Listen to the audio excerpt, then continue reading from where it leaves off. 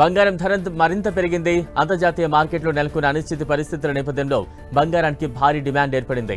దీంతో బంగారం ధర పరుగులు పెడుతోంది. ఆల్ టైమ్ హైకి చేరింది. ఢిల్లీలో 10 గ్రాముల బంగారం ధర 83,000 రూపాయలు దాటింది.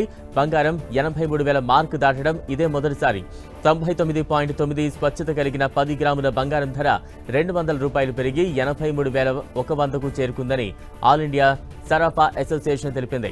99.5% స్వచ్ఛత కలిగిన బంగారం ధర కూడా 200 రూపాయలు పెరిగి 82,700కు చేరుకుంది.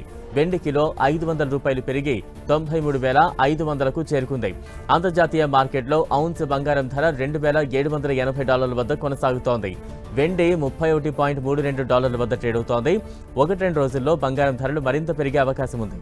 వివిధ దేశాల దిగుమతులపై అమెరికా అధ్యక్షుడు డొనాల్డ్ ట్రంప్ చేసిన వ్యాఖ్యలు కూడా బులియన్ మార్కెట్లో బంగారం ధరలు పుంజుకోవడానికి కారణమయ్యాయి. అయితే టారిఫ్ల విషయంలో ట్రంప్ ఎలా వ్యవహరిస్తారనే అంశంపై ఇంకా అనిశ్చితి కొనసాగుతోంది. ఎన్నికల వేళ ప్రపంచ ఆర్థికంపై ప్రభావం చూపేలా వ్యాఖ్యలు చేసిన ట్రంప్ ఇతర అంశాల్లోనూ మున్ముందు ఎలా వ్యవహరిస్తారనే దానిపైన సందిగ్ధత కొనసాగుతోంది. ఈ నేపథ్యంలో సురక్షిత పెట్టుబడి సాధనంగా పసిడిని భావిస్తుండటంతో దీనికి డిమాండ్ పెరుగుతోంది.